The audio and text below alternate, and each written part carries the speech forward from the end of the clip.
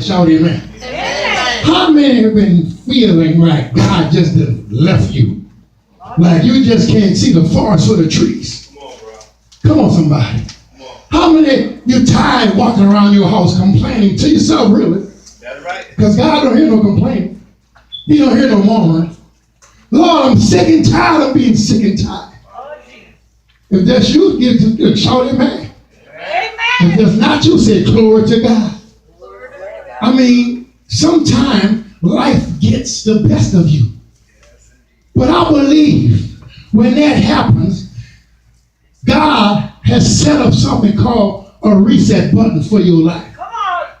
Amen. Philippians Chapter 4 for right now. Sometimes we got to do that with the computer. If we don't like something in our life, or we type something wrong, we hit the delete button, or we didn't mess up our computer, we have a tendency to do a reset. Amen. Like your phone get out of whack. Y'all don't hear me? You take your phone and you go to a reset default. Sometime in life, you have hit the brick wall so hard with your head till blood starts to gush out. In other words, life had gotten too hard to deal with. There's something called reset. When God reset button for your life is tied into the word rejoice. God reset for your life is a praise. When you're going through hell, you don't stop. You keep going, you keep moving, you keep pushing. You got to learn how to hit the, tell somebody, say, it's time to reset my life. Don't care if you're 8 to 80. You got to hit the reset button when things ain't going where it's supposed to go. Well, I know I can do better, but you ain't. Hit the reset. See, when you hit the reset button for your life, let me give you a hint. Your circle change. Oh, I ain't going to get many amens on that. All right, come on. Reset means to set something up again. To replant, restart. Simply starting over. Well, I'm too old to start over, Bishop. Hallelujah. Ain't you tired going through the same old stuff? Oh, yeah. I don't care if you're 80. You better hit the reset button. If life ain't moving forward for you, it's time to relook, replant, rethought, refocus. Reset yourself. Tell somebody it's time to reset. Or it's time for a reset. Philippians Chapter 4, verse 4 simply says this. Rejoice in the Lord always, and again I say rejoice. Paul always had, or he always looked at the hidden blessing in every trial of his life. Have you been complaining about your situation, grumbling, short circuits the faith? But joy revives your faith in God. What you mean, Bishop? Yeah, if you start murmuring and complaining, you'll be like the children of Israel. You take a 40 days journey and turn it to a 40 years journey. Okay. All right. This is the craziest scenario I can come up with, but it's the realest scenario. It's just real. When marriages seem to have fallen off because folks don't put God in the middle, they have a tendency, I'm starting my life over. You really telling them, or him or him, she or her, I'm about to hit the reset button for my life. Amen. That's what you're doing. You're starting over. But remember, when we have to hit the reset button, it's because God has been out of the equation. Come on. Come on. What you mean, Bishop? Come on, somebody. God don't bless mess. Come on, everybody. Even a sinner know that. Well, I didn't get too much. I can't go to church today. That's why you need to come. Hopefully you can get convicted. What you mean, Bishop? God, the gospel is for unbelievers. You didn't know that? All right. It's supposed to enhance the believers to want to go out and help the unbelievers. That's right. Amen.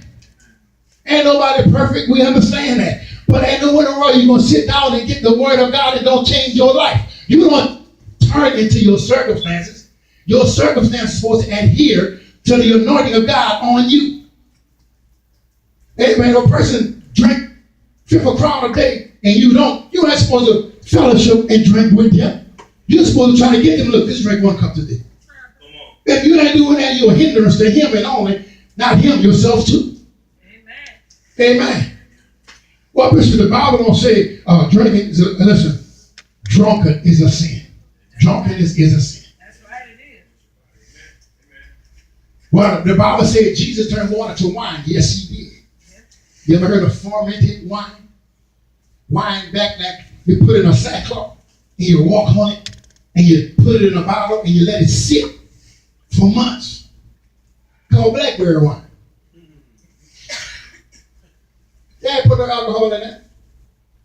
Amen. We have a tendency when we've gone through something to take God's word and put it around our circumstances. The Bible says God is not the author of confusion. God don't believe in divorce. But Paul says since y'all hard-headed and y'all didn't include God in your situation, it's honorable for a man and woman to part than stay there and get your head knocked off or get your mind spiritually abused. Hey, nobody don't want to hear that. But it's in the Bible. Paul wrote the command for divorce, not God. Paul said, now if you like me, if you can remain without sex, you ain't worry with no wife. You can be a eunuch. But no, we ain't got them people no more. All right, Bishop. I'm breaking it down. Y'all might get a chance to understand it. I mean, I'm trying to be as excited about it as I am. I really am, because when you hit the reset, things are starting over. Are you trapped in the prison of despair, doubt, and anxiety? Learn to release the power of praise. Don't release your fists. Don't release your feet. Stop trying to kick people. Don't release your mouth. Beat people down with words. Pray. Praise. Paul's letter to the Philippians is one of the Bible's most unique books. Why, Bishop? Some scholars even suggest that it's called the Epistle of Joy, because the word joy or rejoice appears over 16 times in the book of Philippians. Amen. Yet to me, what is amazing, church, is that this letter about Christian joy was written from a prison cell. That's right. Whoa, wait a minute. How can you have joy in prison? Well, you probably live longer, because you ain't killing yourself out there, and you ain't hurting others. So ain't nobody trying to take your head off. So you protected, really, if you don't want to change. Sometimes we are in the prison of our mind that we can't break free. And we think everybody's against us. While in prison, Paul wrote some of the most uplifting spiritual words ever penned. Remember what David said, Psalms 45:1. The tongue is the pen of the ready writer. Amen. You are ever writing a letter about your life when you open up your mouth. James said the most dangerous thing in the world is the smallest thing in the body, and it's the tongue, most flexible. That's right. But it's like it's the helm of a mighty ship. Amen. In the letters, the 4th chapter of Philippians, the author Luke continually exhorts us to praise God no matter how dark our circumstances are. He writes, I will rejoice. Amen. No matter what I'm going through, I'm going to rejoice anyhow. No matter how many times I've been stepped on, I'm going to rejoice anyhow. No matter who talk about me, I'm going to rejoice anyhow. Yes. Oh, I don't have that problem, Bishop. Nobody don't talk about me. Really? One foot at a time.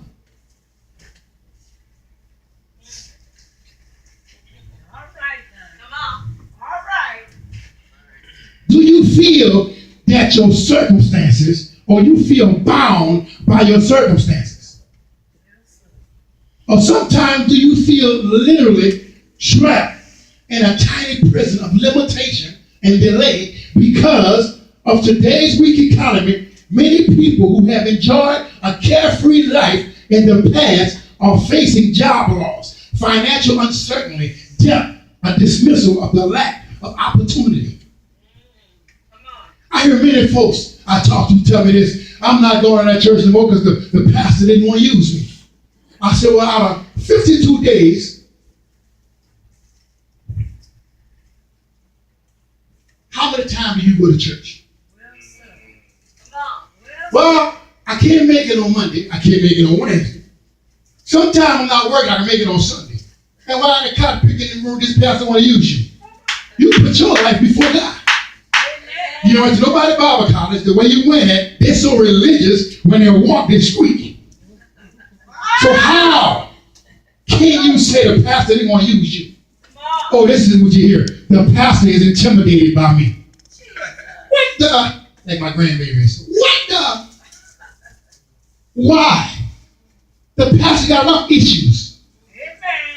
And most of the people I talk to, I get on the pastor's side. I said, I wouldn't use you either. What you mean, Bishop? Two things I don't tolerate. Unfaithfulness and a lack of commitment. Amen. I don't like that. God can't use people like that. Amen. But those same folks will call Uber 10 times in 1 minute to get to work on time. What I'm saying, you ain't got no excuse not to go to church. There's Uber. When you want Uber Eats, you don't mind picking up the phone. Make it out your business. Okay. When you want to go to the casino, you don't mind calling Uber or Lyft. Oh man, it's Wednesday. I get that Powerball ticket. Let me call Uber. Hey, stay, I'm gonna be a minute in the store. How you know that Bishop Facebook tell on everybody? Hey, but go to the word of God that says, I will rejoice in the Lord. Amen. I believe that when you're resetting things in your life, you got to begin with praising God. Amen. Tell somebody, praise God. Praise God. Well, what does praise do for us, Bishop? I'm about to tell you guys. Sometimes you just got to continue to praise, pray, and meditate on God's word, according to Philippians 4:4. Now watch this. Praise does 4 things for a believer. Can somebody shout amen? Amen. Praise, number 1, it shatters despair. That's right. Yeah. What you mean? When you think you ain't got no hope, when you are this earthen vessel that God created, according to 2 Corinthians chapter 4, starting at verse 7, I think, and all of a sudden you are cast down, but not destroyed. Talk about, but not defeated. Yes. Beaten, but never losing the war. Yes. Yes. Oh my God. Woo. You think your situation is hopeless? Paul was under house arrest, and he couldn't leave his cell to preach the gospel. And as you know from his writings, he was on fire for God. But Bishop, you know what gets to me? If he was so much on fire for God, if he loved God so much, why did God allow him to go to prison? Yeah, that's how I think. Well, if he didn't go to prison, I would be reading the book of Philippians. Amen. Come on now, it's true. So, if you're in a dilemma in your life, stop blaming other folks. Accept what you did and praise God for it anyhow. And watch God turn your emotional feeling, your sense of appreciation and gratefulness around. Yes. Yet he wrote, yes, I will rejoice, for I know that even in my imprisonment, it's going to turn, and out of my deliverance through your prayers and the provision of the Spirit of Jesus Christ, according to Philippians 1:18-19. No, church, that God is working behind the scenes. The clouds over your head may be dark, but praise will lift you above. Watch this, so that you can see the goodness of the Lord in the land of the living. Yes, Lord. Amen. Now watch this. Once you got to get this mentality that you got to stop running with the chickens. Yeah, chickens run in pack. Yeah. What you mean? They're always pecking over everything. I never understand this generation. Oh, me and my boys going in. But something happened and your boy is pointing the finger to you. Come on. I never understood that. I always rode by myself. Amen. And if I did it wrong, I took my own lick. Yes, that's right. But when I got saved, I understand, man, I can't be picking at everything coming my way. I ain't no chicken. I was built to be an eagle. Yeah. I was built to soar over obstacles, illusions, and situations. Yes, Lord. Don't you know you are a raw priesthood of peculiar people? There's certain things, folks, you can't be around. And until you get the gist of that, you will always be trivia. You will never be bold enough to get to your destiny in fullness. You're too busy allowing these enemies of progress to hurt your life. Hey, destiny snatchers. That's what the Bible calls them. Number 2, praise shatters negativity. Yes, it does. I'm tired of being defeated. Glory to God. But change some things. What you want out of life? Are you hanging around somebody that's got where you want to go or going where you want to go? Or you hanging around somebody, if your head hurting, their toe hurt? Man, my head hurt. Bro, my stomach hurt. Well, maybe y'all should have been getting drunk last night. Y'all got so drunk, y'all stepped on each other's feet. You broke, he broke, they broke. Y'all can't put fire, y'all can't get 5 out of 5 people. I'm just trying to tell you, you gotta lean to who God has in your life that's going where you want to go. You ain't gotta be a leech. But you gotta say that, listen, you know what?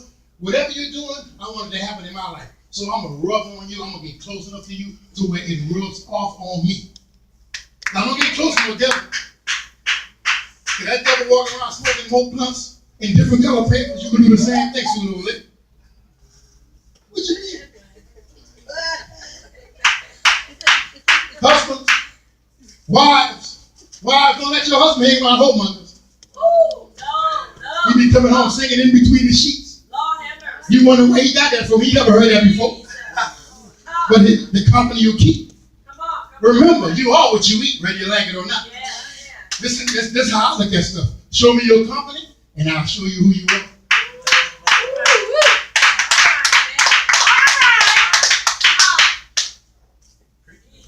Praise shatters negativity. When I was in the hospital, I didn't want nobody to come to pray for me who, oh Lord, if it be your will, then get the hell out of here. Oh, if it be your will. It is his will for me to live. You try to kill me. I let me call my people, Lord, forgive my own. They kill you before you even die. Bishop had a heart attack. Oh Lord, poor first lady. And all of a sudden, all kind of men be coming here. What you be looking for a wife? In a church. Y'all think it's a game? When pastors get sick, the church get packed with men looking for a spot. You know about that? Come on. You know about that, Doc? You been around? Man, when a pastor's sick, I get a bunch of phone calls. Hey, you know this pastor's sick. What do I gotta do that? Where you at? Let me go pray for him. I ain't gotta go visit this church. I come out the country, I'm telling you, my God. Tell that. Have you been complaining about your situation? Look at somebody and say, stop talking trash about yourself. Remember that Paul was in chains when he wrote, do all things without grumbling or disputing. Philippians 2:14. Hey! Time for tell somebody, hit the reset button. Praise. And let God lead you. He knew the children of Israel was barred from the promised land because they grumbled against the Lord. What you say? If you grumble and complain against God, then you are stopped of going into God's greater blessings for your life. Amen. What you mean? God's word don't change. No. Come on. The word said, that was barred because of their grumbling against the Lord. Well, Lord know my heart.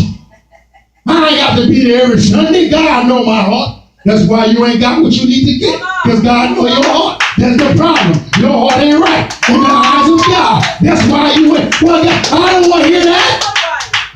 The Bible says you make full proof of your ministry. If you born again, make full proof of your ministry. What is your ministry? You are an ambassador for Christ. You're supposed to tell somebody, but thus says the Lord. You know what gets to me? As parents, we have some kids that ain't going to serve God to save their life. But the minute they lay on the dying bed, call the bishop. Like he's supposed to do a miracle. He ain't God. Listen to me. I wish when I was in high school, elementary, junior high, I got introduced to Jesus Christ. I wish I had that opportunity. Why? Because remember, no matter who you are, you have influence over at least 5 people. Yes. Come on. So let me help you. Let me give y'all something to say. Wisdom 101. Since y'all can't comprehend how people look at us. Us. Don't be complaining to folks about how it's going on in your house. Because when you walk away, they smile in your face. All the while I want to take your place. They backstab. And when you leave, they go tell your business to somebody else. And all of a sudden you walk into a room, you become the elephant in the room. Come on now. Why? Because everybody been talking about you. And then you feel like Charlie Brown.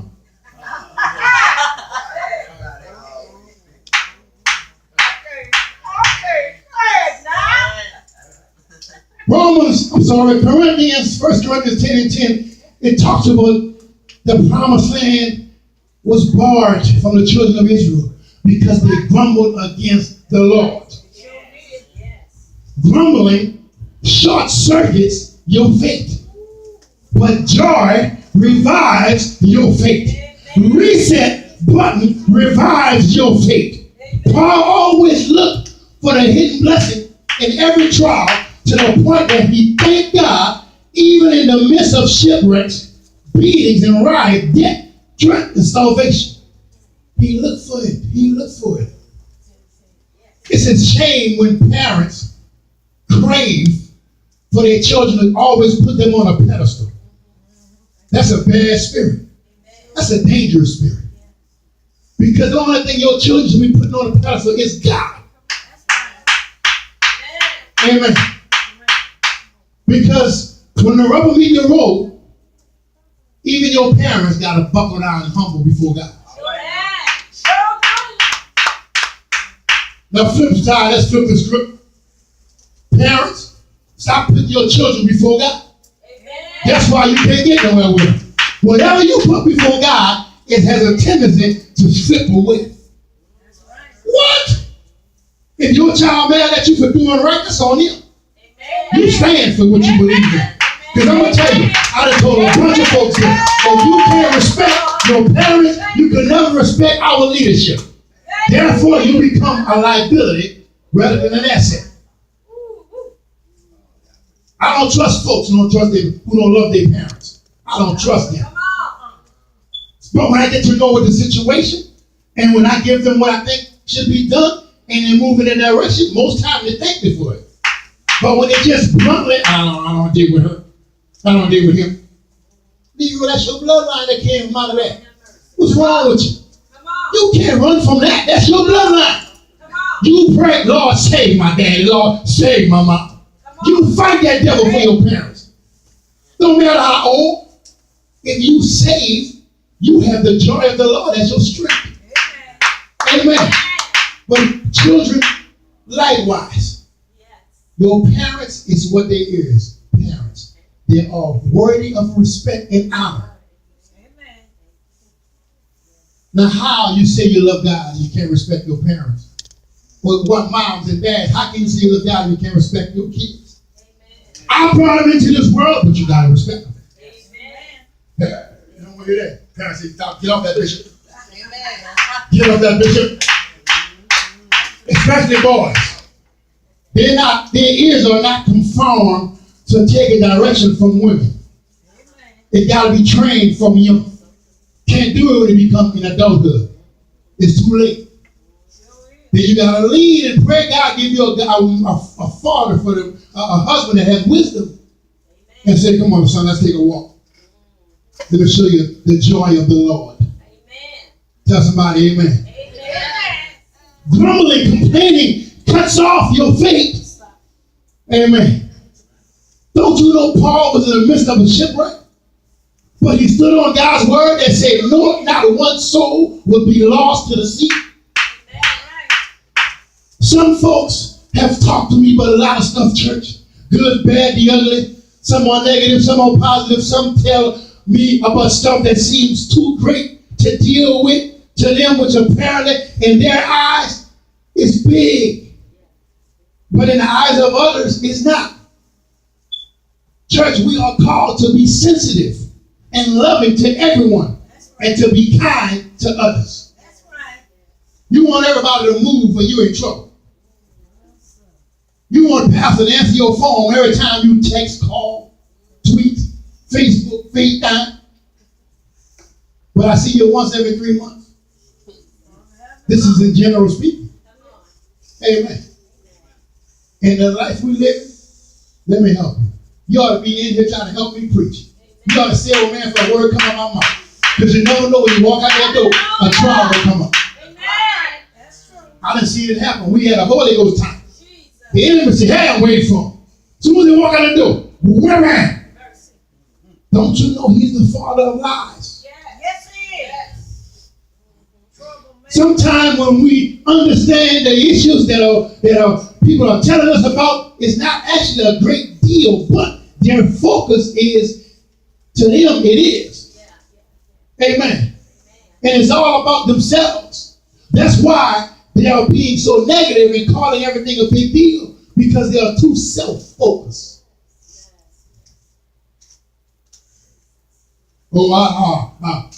Hey, the only person to preach over there is Bishop and First Lady, because they're the only one that's faithful enough to do it. We're the only one that went to school to learn how to do it. But when I open up for y'all to come and learn, nobody want to learn. But when God sends some folks that want to follow the vision, that want to connect to Bishop, don't get jealous, get happy. Bishop was hurting, barely could walk, and barely could move. And then nobody stood up. But they won't look at me like I'm crazy. Amen. We are called to impart to people. Amen. I want to sit down sometime and look at y'all and text other people while y'all preaching.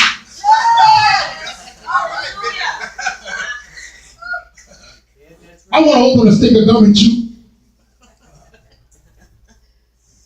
I want to sit down and think about if I'm eating McDonald's, Golden Wings, Manchu chicken, Outback, 22-ounce T-bone. That's right, Austin. That's hey. God has given us a unique ministry where we can be transparent and real, but righteous to bring deliverance with no gimmicks. We ain't got to label nothing. Hey, excuse me. Watch this. Just try to focus on others, and you will see that your problem aren't actually big like you thought. Because others have things going on. You think life is around you. I need this, I need that. But you haven't took a look at other folks. Amen. That is the time, church, we must understand and praise God for the situation we are in. Can God be wrong in putting us in a situation that we are in? God, why you got me in this? God didn't do that. You did that. Don't act brand new. Don't blame God because you're in the situation. Did God tell you? Give me a scripture when he told you to do that. God told me to blank, blank, blank. Well, give me a scripture. Because if he told you, he will help you get out of it. He's going to help you fix it. But if you did it, you got to turn to him and ask him for resolution. Come on. That's right. Sometimes we are where we are because of our own choice, and God has allowed it because he wants us to learn from those circumstances. That's right. Yet, hey, praise him for his mercies. Praise him for his loving kindness. Praise him that you are still alive. Paul said, rejoice. And again, I said, rejoice. What you mean? Stop what you're doing, reset, and rejoice. Amen. It don't matter who didn't make it. You made it in 2018. That means you still got an opportunity. If you see the sun going out today, you got an opportunity tomorrow to do something different. Amen. Glory. When everybody have a need, they call it bishop. Like I get $100,000 a year. I'm serious. Amen. But see, I'm not the pastor that, hey, I want to know who give, how much to give. And I want to count the money myself. I never ever did that. Don't have time to do that. Amen. God, that's not my anointing. Amen. I know who give and don't give, because when you come in, you put your head down, you ain't giving. Oftentimes come you.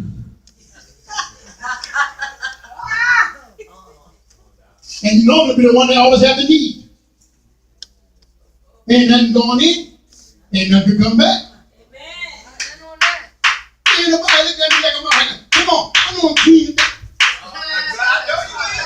Thank God for Brother Clint. Hook me up. Amen. But you got to understand something. To walk this walk that we have been given, we got to serve God with everything in our life. Hallelujah. That's right. You got to want to serve God. Yes. You got to want trials to come to you. Yes. Knowing that the trying of your faith worketh patience, and patience worketh love. Amen. Amen. Amen. So when folks say they need something, the first thing I ask them, what are you planting? Amen. There's a time in life when you got to decide to grow up. Amen. As a father, you know what I'm saying. As a man, you know what I'm saying. Hello. There's a time when I walked down the aisle. I was 17 years old. And I'm like, hey, man. I'm shedding more tears like I'm at a funeral. And the people said, man, why you so, what's wrong with you? Bro, you don't understand, man. Once this over, this walk finished, I'm on my own. I'm a man. I gotta go get it. I can't stay by the house and skip to my loo and clap my hands and say, give me $50. No, give me 20. I gotta get it on my own. And I knew that. So when I walked down the aisle, class night is prepared me for graduation night. Class, I was dancing.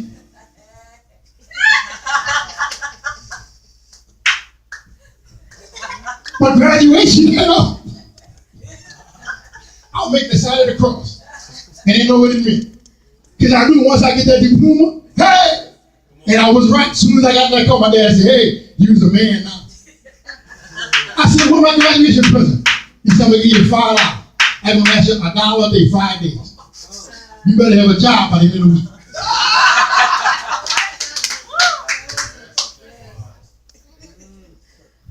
I'm sorry, all my high school graduates, you got to be real with you. It's what to happen. It's going to hit you like a ton of bricks. Ask Nisha. Ask Elder Nisha. Before she knew it, she'll work.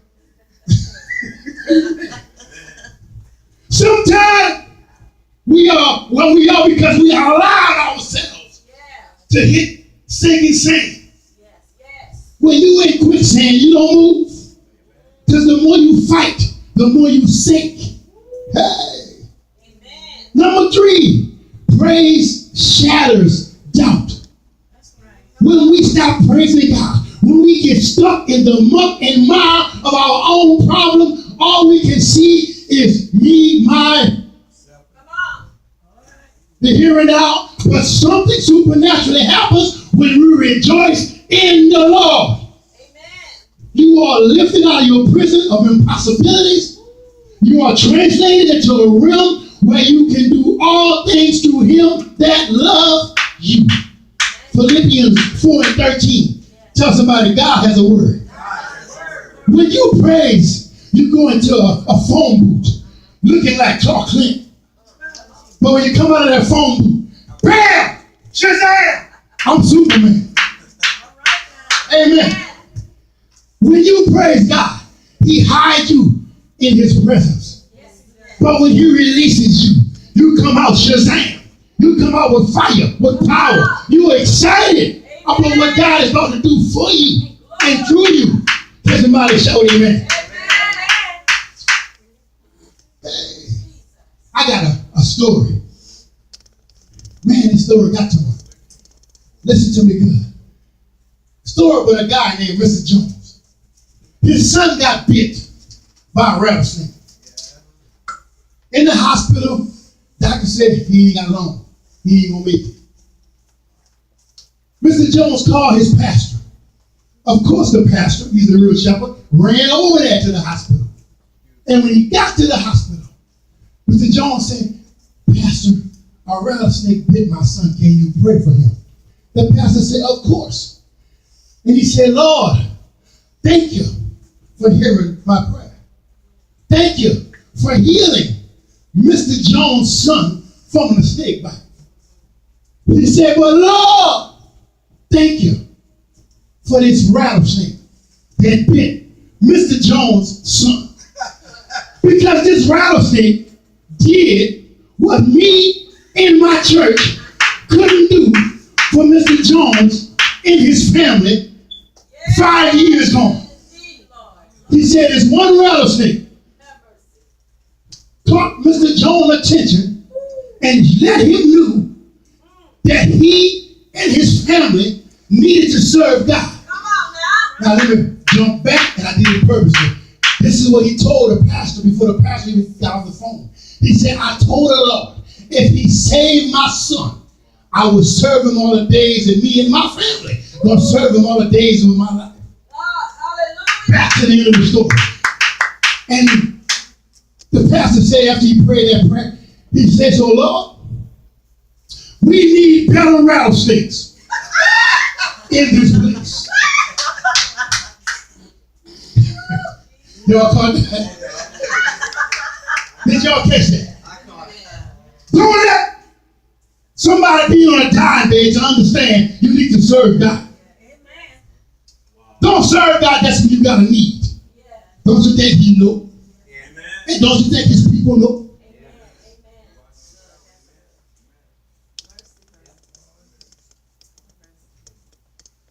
Ain't that something? That's true. Paul and Silas was in prison. They embarrassed him and threw him in prison. And instead of Paul complaining of Silas, he said, Silas, we're going to praise God. We're going to rejoice in the Lord, who is all power and all strength. And the Bible declares that there was a shaking, that was an earthquake. And all of a sudden, every prisoner was shaken free. The chains, whatever had them clamped down was loosened. And the guard who was on the other side of the prison realized what had happened, and he sought to kill himself because he knew if Paul got away, they was going to kill him. And Paul perceived what was happening way across the jail. He said, hey, sirs, he yelled, do thyself no harm. You have lost not one. And the Philippian jailer invited Paul to his house, that his house might be saved. But they got something that happened kind of interesting at the end of the story. So he told Paul, he said, listen, I'm going to exit you and Silas privately out of the place, Philippi.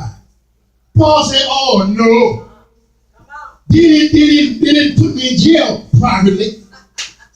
Let them come get me and take me out. Why? He knew who his help was. Listen to me. We talk smack behind God's back. But when we need him, everybody know you go to church, God gonna hear something from you. Come on, somebody. What I'm saying is, stop being a private Christian. Do your neighbors know you serve God? Do your friends know you serve God? Amen. Do they know? Amen. That's right.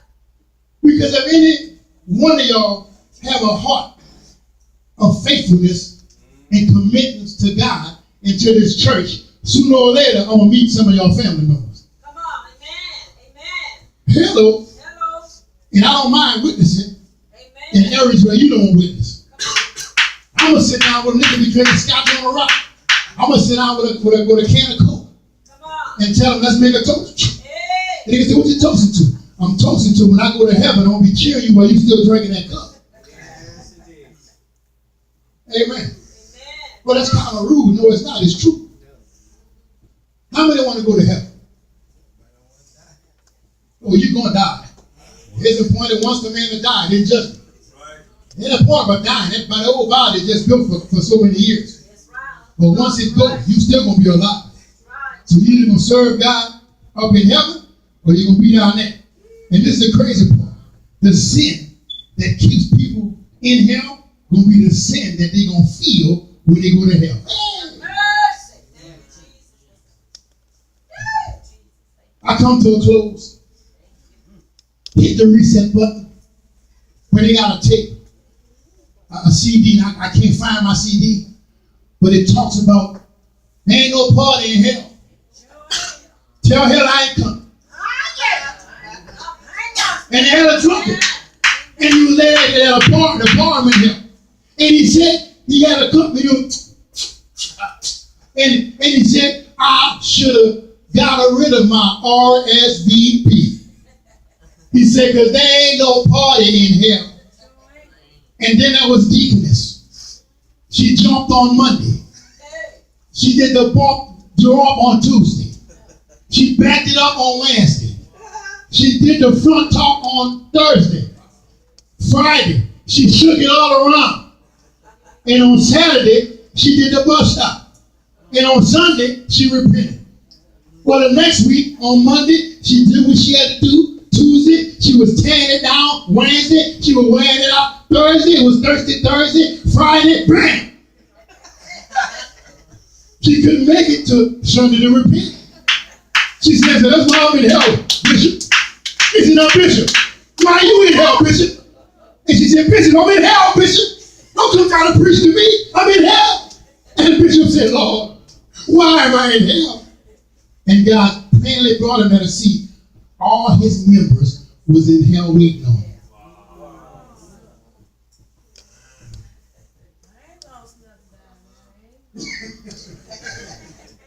Tell somebody God is good.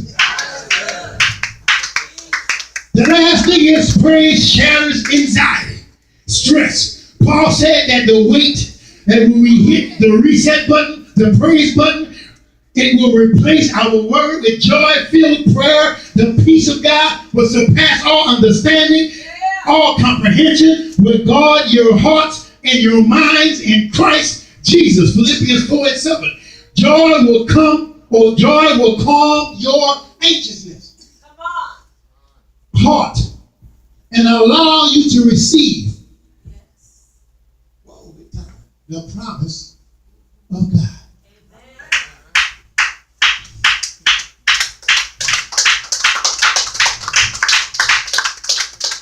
When I was studying this, God told me to go to the book of Habakkuk.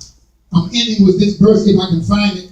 I think it's Habakkuk chapter 3, verse 18. Habakkuk chapter 3, verse 18. Yet I will rejoice in the Lord. I will joy in the God of my salvation. What you mean, Bishop? I will stand up in the Lord and I will spin around in the joy of my salvation. I will be excited that I'm a child of the living King. Don't care what people say about me. I'm standing on Romans chapter 8, I think verse 31. Let nothing or anyone separate you from the love of God that's in Christ Jesus. Neither depth, nor height, nor anything present, or anything to come can ever separate you from the love of God that is in Christ Jesus. Amen. Give somebody a shout, amen. Amen. Raise your hands, stand to your feet. Amen.